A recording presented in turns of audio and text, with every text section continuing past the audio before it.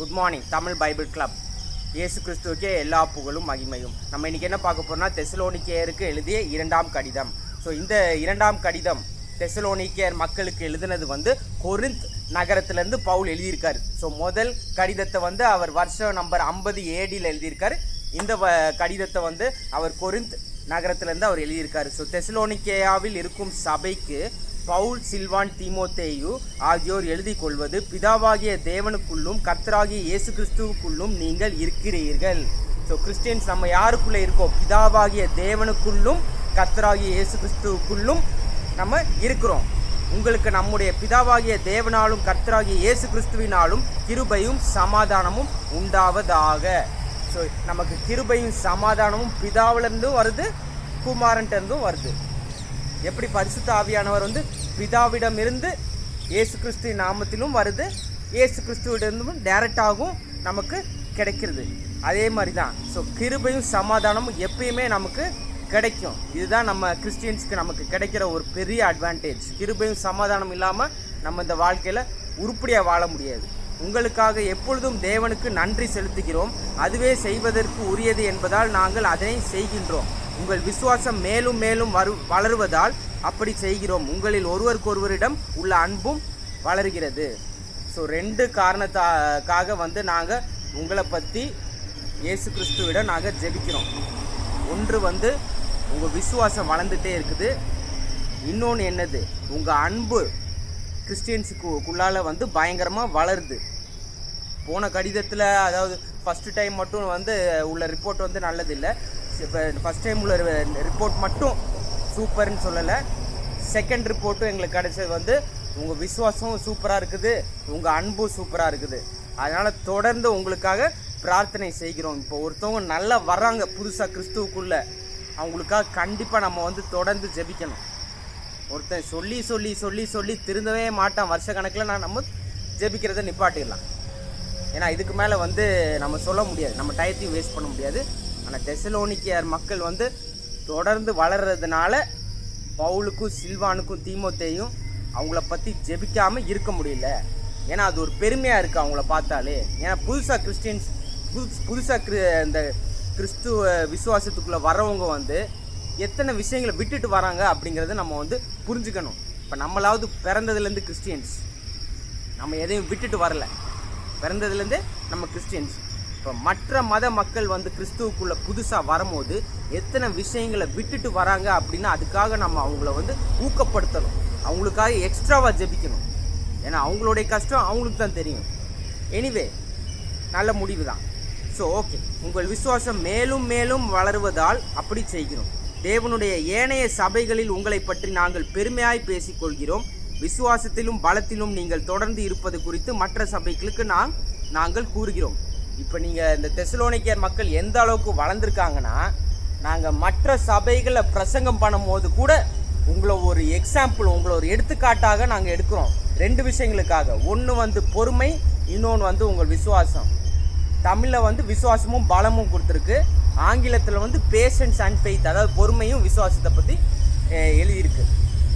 So anyway கரெக்டான translation என்னென்னா, தெசலோனிக்கேயர் மக்களுடைய பொறுமைக்காகவும் விசுவாசத்திற்காகவும் நாங்கள் அது ஒரு எடுத்துக்காட்டாக மற்ற சபைகளில் தெசலோனிக்கேயர் மக்களை பற்றி நாங்கள் பேசுகிறோம். நீங்கள் புதுசாக கிறிஸ்துவுக்குள்ளே வந்திருக்கீங்க, இருந்தாலும் உங்களையே ஒரு எடுத்துக்காட்டாக நாங்கள் என்னது பிறந்ததுலேருந்து வளர்ந்த கிறிஸ்டியன்ஸ்கிட்ட நாங்கள் சொல்கிறோம்.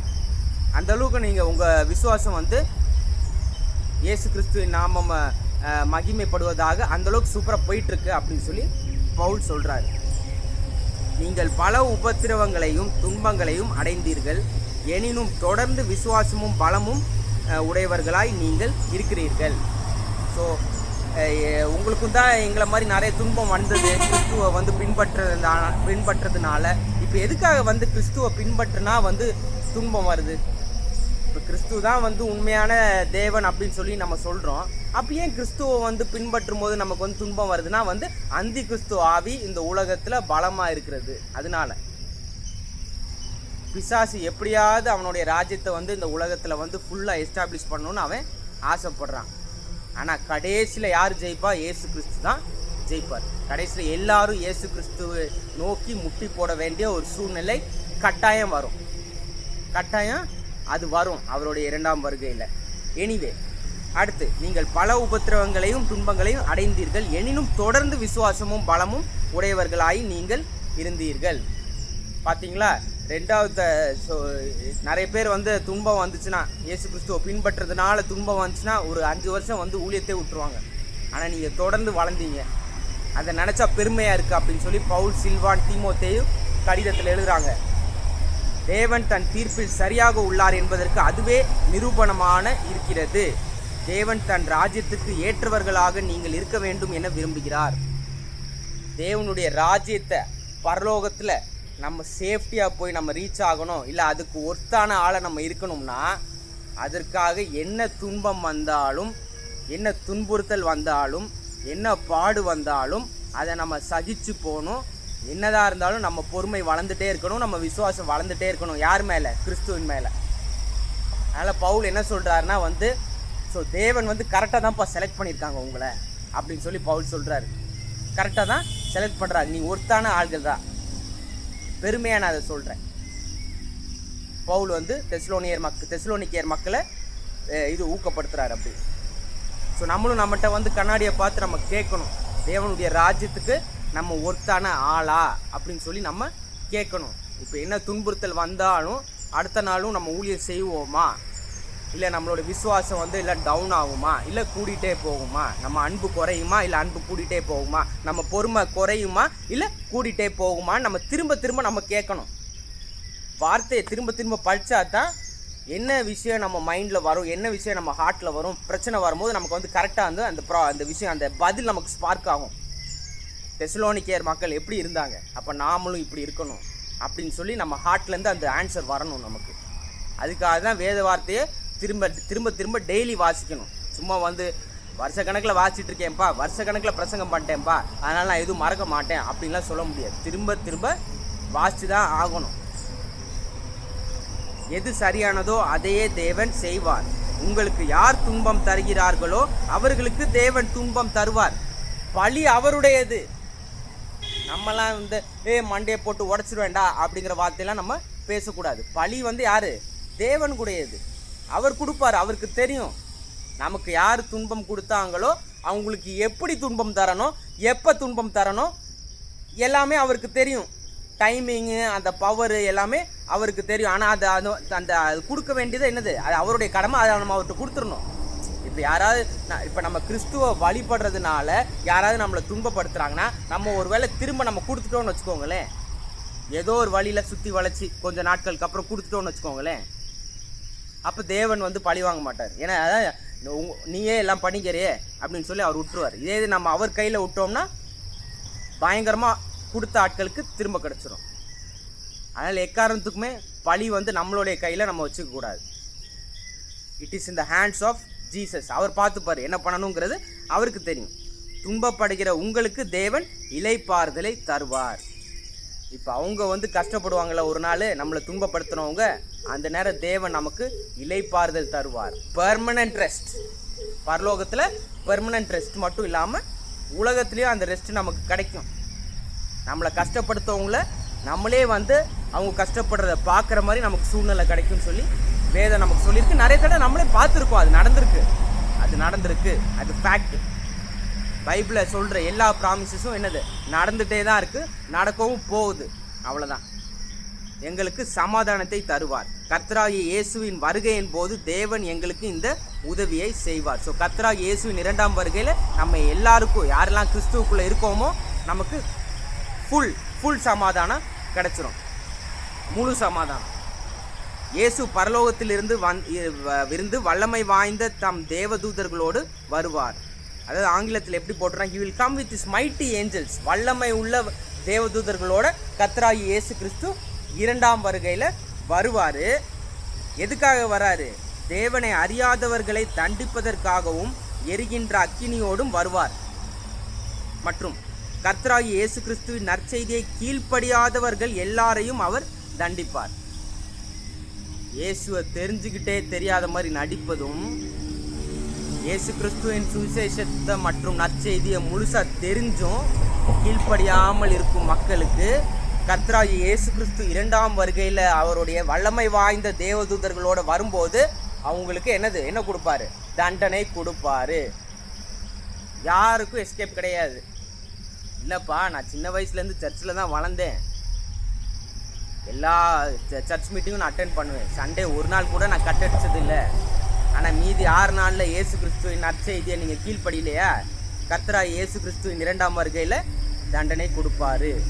நான் சொல்லலை, பவுல் சொல்கிறாரு, பரிசுத்த வேதாகமம்ல எழுதப்பட்டுள்ளது. நம்ம எல்லாருக்குமே இது ஒரு முக்கியமான ஒரு வார்னிங், எச்சரிக்கை.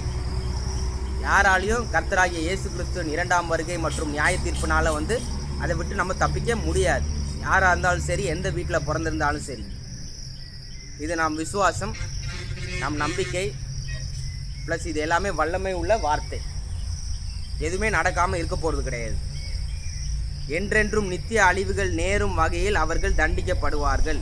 அவர்கள் கர்த்தரோடு இருக்க அனுமதிக்கப்பட மாட்டார்கள். அவருடைய பெரும் வல்லமையிடம் இருந்து அவர்கள் விலக்கி வைக்கப்படுவார்கள். யாரெல்லாம் பிசாசை பின்பற்றுவோம் அப்படின்னு சொல்லி கடைசி வரை இருக்காங்கல்ல, நித்திய அழிவுக்குள்ள அவங்க தள்ளப்படுவாங்க. அப்பனா என்னது? நரகத்தில், அக்கினியின் கடல், நெருப்பு கடல்ல அவங்க தள்ளப்படுவார்கள் அப்படின்னு சொல்லி வேதம் நமக்கு சொல்கிறது, கூறுகிறது, எச்சரிக்கை செய்கிறது. அதனால் கண்டிப்பாக இயேசு கிறிஸ்துவின் நற்செய்தியை நம்ம கீழ்ப்படிய வேண்டும். அவருடைய நாமத்துக்கு நம்ம மகிமை சேர்க்கிற மாதிரி நம்ம வாழ வேண்டும். இல்லாட்டி அவருடைய இரண்டாம் வருகையில் நம்ம நித்திய அழிவுக்குள்ளே தள்ளப்படுவோம். இந்த நித்திய அழிவில் என்ன பிரச்சனை அப்படின்னு பார்த்தீங்கன்னா, அந்த நித்திய அழிவில் நம்ம சாக மாட்டோம், உயிரோடு தான் இருப்போம். அண்ட் இன்னொரு பெரிய பிரச்சனை என்னென்னா, தேவனுக்கும் அந்த நரகத்துக்கும் ஒரு பெரிய கேப் இருக்கும். அந்த நரகத்துக்கு போனதுக்கப்புறம் நம்ம எவ்வளோ ஜெபம் பண்ணாலும் நமக்கு ரட்சிப்பு கிடைக்காது. அப்போ தான் நமக்கு புரியும் இயேசு கிறிஸ்துவின் ரத்தத்தோடைய என்ன சொல்ல, அதோடைய அது வரை புரியாத மக்களுக்கு அதுக்கப்புறம் புரியும் அதோடைய அட்வான்டேஜ், அதோடைய ப்ளஸ் பாயிண்ட்ஸ் எல்லாமே. பரிசுத்த ஆவியானவருடைய பிரசன்னம் எல்லாமே என்னது, நித்திய அழிவுக்குள்ளே போய் ஐயோ ஒன்றுமே ஃபீல் ஆகலை, ஜெபிச்சாலும் ஒன்றும் நடக்க மாட்டேங்குது, ஒரு சமாதானமும் நடக்க மாட்டேங்குது, ரட்சிப்பு கிடைக்க மாட்டேங்குதுன்னா அங்கே போனதுக்கப்புறம் கண்டிப்பாக இப்போ புரியாத மக்களுக்கு அப்போ புரிஞ்சிடும். இல்லை இப்போ எதிர்ப்பு காட்டுற மக்களுக்கு என்னது, அப்போ புரிஞ்சிடும். ஓ, இதைத்தான் திரும்ப திரும்ப சொன்னாங்களா அப்படின்னு சொல்லி அப்போ புரியும். அதற்காகத்தான் நாங்கள் எப்பொழுதும் உங்களுக்காக பிரார்த்தனை செய்கிறோம். ஒரு வசனம் விட்டுட்டேன். தம் பரிசுத்த மக்களோடு மகிமைப்படுத்தப்படவும் எல்லா விசுவாசிகளுக்கும் தம் மகிமையை புலப்படுத்தவும் கர்த்தராகிய இயேசு வரும் நாளில் இவை நிகழும். ஸோ அதாவது இயேசு கிறிஸ்துவின் இரண்டாம் வருகையில் அப்புறம் அவருடைய மக்களை எல்லாம் கூட்டிகிட்டு போகிறார் பார்த்தீங்களா, எல்லாரும் அவரை அட்மையர் பண்ணுற மாதிரி அவர் அப்புறம் நிற்பார். அந்த நேரத்தில் அவ்வளோ அழகாக இருப்பார் நம்ம இயேசு கிறிஸ்து. அவர் உலகத்தில் இருக்கும்போது, மனித குமாரனாக இருக்கும்போது அவர் இருந்த விதம் வேற. பரலோகத்தில் முழு மகிமையில் அவர் இருக்கும்போது எப்படி இருந்தாரோ அது இன்னும் வேற லெவல், பயங்கர அழகாக இருப்பார். அவருடைய விசுவாசிகள் எல்லாரும் அப்போ பார்த்து அவரை அட்மையர் பண்ணுவாங்க அவர் முழு மகிமையில் இருக்கும்போது. ஆங்கிலத்தில் சூப்பராக போட்டிருக்கு, to be admired among all those who believe. அவ்வளோ அழகு, பரலோகத்தை விட அழகாக இருப்பார் இயேசு கிறிஸ்து. அந்த அழகை ரசிக்கிறதுக்காகவும் புலப்படுத்தவும் நாம் அங்கே எல்லாரும் ஒரு நாள் போவோம். அந்த விசுவாசிகளின் கூட்டத்தில் நீங்களும் இருப்பீர்கள், ஏனென்றால் நாங்கள் சொன்னவற்றை நீங்கள் விசுவாசித்தீர்கள். ஸோ கடைசி நிமிஷத்தில் நம்ம இப்போ விசுவாசிகள் நம்ம பல வருஷம் நம்ம வேலை பார்க்குறோம் கிறிஸ்துவுக்காக. ஒரு சில பேர் கடைசி ஒரு நாள் 2 நாளில் தான் அவங்க லாஸ்ட் 2 days அவங்க வாழ்ந்த வாழ்க்கையில் நம்ம இயேசு கிறிஸ்துவை பற்றி சொல்லும் போது அவங்க நம்பிட்டாங்க, விசுவாசிச்சுட்டாங்க, அவங்க மனசில் ஏற்றுக்கிட்டாங்கன்னா அதோடு அவங்க ஒரு வேளை அவங்க இறந்து போயிட்டாங்கன்னு வச்சுக்கோங்களேன், அவங்களும் அந்த விசுவாசிகள் கூட்டத்தில் இருப்பாங்க. அவங்களும் இயேசு கிறிஸ்துவை ரசிக்க முடியும், பார்க்க முடியும் மேலே பரலோகத்தில். அதான் இதோடைய அட்வான்டேஜ் ப்ளஸ் அவருடைய கிருபை. ஏன்னா நிறைய பேருக்கு பிறந்தப்போ இயேசு கிறிஸ்துவ தெரியாது. ஆனால் நிறைய பேர்த்துக்கு கடைசி நிமிஷத்தில் இயேசு கிறிஸ்துவை தெரிவதற்காகவும் ஏற்றுக்கொள்வதற்காகவும் கிறிஸ்துவ கிருபை தராரு. ஆனால் ஏற்றுக்கொள்ள வேண்டிய அவங்க கையில் அந்த ஆட்கள் கூட இருக்குது, அவங்க அதை ஒத்துக்கணும். அதுதான் முக்கியம். அதற்காகத்தான் நாங்கள் எப்பொழுதும் உங்களுக்காக பிரார்த்தனை செய்கிறோம். உங்களை நல்வழியில் வாழச் செய்யுமாறு நாங்கள் தேவனை வேண்டுகிறோம். ஸோ நீங்கள் தொடர்ந்து உங்களுக்காக பிரார்த்தனை செய்கிறோம், நீங்கள் நல்வழியில் வாழ்வதற்காகவும். இதற்காகவே தேவனால் நீங்கள் அழைக்கப்பட்டீர்கள். ஸோ இயேசு கிறிஸ்துவின் பரிசுத்த ஆவியானவரால் நம் நற்கிரியைகள் செய்ய வேண்டும் என்பதற்காகவே தேவன் நம்மளை அழைத்தார். பரலோக ராஜ்யத்துடைய லைஃப் ஸ்டைல் இங்கே உலகத்திலே வாழணுங்க என்பதற்காக தான் தேவன் நம்மளை அழைச்சார். சும்மா விசுவாசித்தோமா தூங்கினோமா அப்படின்னு கிடையாது. அதற்குரிய நற்கிரியைகள் நாம் கண்டிப்பாக செய்ய வேண்டும், அதுக்கேற்ற மாதிரி வாழ வேண்டும். நம்மளை பார்க்கிறவர்கள் என்னது, கிறிஸ்துவின் வெளிச்சத்தை நமக்குள்ளால இருக்க கிறிஸ்துவின் வெளிச்சத்தை மற்ற மக்கள் பார்க்கணும். அப்போ தான் ஒரு நாள் அவங்களுக்கு புரியும், ஓ அதனால தான் அவன் அப்படி வாழ்ந்தான், இவன் இப்படி வாழ்ந்தான் அப்படின்னு சொல்லி புரியும். ஸோ நல்லதை செய்ய வேண்டும் என்னும் ஆவல் உங்களிடம் இருக்கிறது. உங்களது விசுவாசம் உங்களை பணியாற்ற வைக்கும். மேலும் மேலும் இத்தகைய செயலை செய்ய தேவன் உங்களுக்கு உதவுமாறு நாங்கள் அவரை வேண்டுகிறோம். ஸோ டெய்லி இது ஒரு தினமும் நம்ம செய்ய வேண்டிய ஒரு வேலை. இயேசு கிறிஸ்துவிடம் நம்ம வேண்டுதல் நம்ம கண்டிப்பாக கொடுக்கணும். தினமும் கிறிஸ்துவே நற்கிரியைகள் செய்வதற்காக எனக்கு அந்த பலனை கொடுங்க, அந்த விசுவாசத்தை தினமும் கொடுங்க, அதோடைய தைரியத்தை கொடுங்க. எப்படி செய்ய வேண்டும், என்ன செய்ய வேண்டும் அப்படிங்கிறது அது தினமும் நம்ம அவரிடம் ஜெபிக்க வேண்டிய ஒரு ஜெபம்.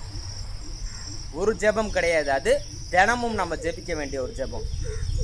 உங்களுடைய குட்னஸ் படி அந்த குட்ல நான் வாழ வேண்டும் அப்பா அப்படின்னு சொல்லி என்னது நம்ம கண்டிப்பாக ஜெபிக்கணும். கர்த்தராகிய இயேசு கிறிஸ்துவின் நாமம் உங்களில் மகிமை அடையவும் பொருட்டே இவை அனைத்தையும் நாங்கள் பிரார்த்தனை செய்கிறோம். இது எல்லாமே நாங்கள் எதுக்காக செய்கிறோம்? இயேசு கிறிஸ்துவின் நாமம் உங்களுக்குள்ள மகிமைப்பட வேண்டும் என்பதற்காகவே நாங்கள் செய்கிறோம். ஸோ கடைசி போட்டார் பார்த்தியா பவுல், இதெல்லாம் எதுக்காக சொல்கிறோம்? இயேசு கிறிஸ்துவின் மேலே உள்ள அன்பில் தான் நாங்கள் சொல்கிறோம். அவருடைய நாமம் இன்னும் நிறைய மக்களிடம் போய் சேர வேண்டும். அவருடைய நாமம் நிறைய மக்களிடம் போய் மகிமை அடையும் பொருட்டே இதை அனைத்தையும் செய்கிறோம். அவ்வளோ மரியாதை நான் இயேசு கிறிஸ்து மேலே வச்சுருக்கேன் அப்படின்னு சொல்லி பவுல், சில்வான், தீமோத்தேயும் சொல்கிறாங்க. இப்போ 50 மக்கள்கிட்ட அவருடைய நாமம் மகிமைப்படணும்னு ஆசைப்படுவோமா, இல்லை 50 லட்சம் கோடி மக்கள் பேரில் இப்போ மக்களிடம் அவருடைய நாமம் மகிமைப்படணும்னு ஆசைப்படுவோமா? அந்த 50 லட்சம் கோடி தானே, அதுதான். உங்களில் அவர் மகிமை அடைவார்கள், அவரில் நீங்கள் மகிமை அடைவீர்கள். அம்மகிமை நம் தேவனும் கர்த்தருமான இயேசு கிறிஸ்துவின் கிருபையிலிருந்து வருகிறது. கிறிஸ்துவர்களாகிய நாம் அவருக்குள் மகிமை அடைகிறோம், அவர் நமக்குள்ள மகிமை அடைகிறோம். அது எதனால எப்படி நடக்குதுன்னா எல்லாமே அவருடைய கிருபையினால நடக்கிறது. நம்மளுடைய ஞானத்தினால இல்லை, அவருடைய கிருபையினால அது நடக்கிறது. எதுவுமே நம் செயல் இல்லை, அவருடைய பரிசுத்த ஆவியானவர் மூலமாக அந்த ஃப்ளோவில் நம்ம அப்படியே மூவ்மெண்ட் பண்ணுறோம். நீங்கள் நல்லா யோசிச்சு பாருங்க, கடைசி 20 வருஷம் எப்படி வாழ்ந்தோம் அப்படின்னு சொல்லி நம்ம யோசிச்சு பார்த்தோம்னா, படிப்படியாக இயேசு கிறிஸ்து நம்மளை அடுத்தடுத்த ஸ்டெப்பில் எப்படி கொண்டு போனாருன்னு அவ்வளோ அழகாக கொண்டு போயிருப்பார். இதெல்லாம் நம்ம பிளானே பண்ணியிருக்க மாட்டோம். இப்போ நான்லாம் ஸ்கூலில் இருக்கும்போது யூடியூப் சேனல் ஆரம்பிப்பேன் நான் பிளான் பண்ணேன்னா இல்லை. படிப்படியாக இயேசு கிறிஸ்து அவருக்காக நம்ம என்ன செய்யணுமோ அவருடைய பரிசுத்த ஆவியானவர் மூலமாக ஸ்மூத்தாக கொண்டு போனார். யார் நமக்கு சொல்லித்தரா? யாரும் நமக்கு எதுவும் சொல்லித்தர மாட்டாங்க. நமக்காக ஜெபம் பண்ணுவாங்க நிறைய பேர், ஆனால் யாரும் நமக்கு பெருசாக நமக்கு ட்ரைனிங் பண்ண மாட்டாங்க. ஏன்னா அவன் கவலை அவன் தான். ஒரு கிறிஸ்டியனுக்கு ஒரு டென்ஷன் இருக்கும், நான் இன்னும் எனக்கு இன்னும் அந்த ஆவிக்குரிய போராட்டம் இருக்குது, இந்த போராட்டம் இருக்குது, நான் ஃபஸ்ட்டு இதை நான் ஜெயிக்கணும், அதுக்கப்புறம் நான் அவனை பற்றி கவலைப்பட்டுக்கிறேன். எல்லாவனுக்கும் 1008 போராட்டம் இருக்கும், ஆவிக்குரிய போராட்டம். ஆனால் இயேசு கிறிஸ்துக்கு பர்சனலாக தெரியும் நமக்கு என்ன தேவை, நம்ம என்ன நற்கிரியை செய்யணும், பரிசுத்த ஆவியானவருடைய எந்த வரம் நமக்கு தேவை, எந்த கனி நமக்கு தேவை, எங்கே போகணும், எப்படி ஊழியம் செய்யணும். ஒவ்வொரு ஆளுக்கும் ஒரு ஸ்பெசிஃபிக் இண்டிவிஜுவல் பிளான் அவர் வச்சுருப்பார். எல்லாருடைய பிளான் அதே பிளானாக இருக்காது. இப்போ சுவிசேஷம் நம்ம அனைவரும் சொல்ல வேண்டும், அது காமன் பிளான். பட் இண்டிவிஜுவல் பிளானும் கண்டிப்பாக இயேசு கிறிஸ்து எல்லாருக்கும் தனித்தனியாக டிஃப்ரெண்ட்டாக வச்சுருப்பார். நம்மளுடைய டேலண்ட் படி அது என்னங்கிறத கண்டுபிடிச்சி அதை அமல்படுத்துவது என்னது அவருடைய கையில் இருக்குது. ஆனால் நம்ம அதுக்காக நம்மளோட இருதயத்தை அவர் கையில் கொடுத்துடணும். அது தினமும் நம்ம ஜெபிக்க வேண்டிய ஜெபம். ஆமென்.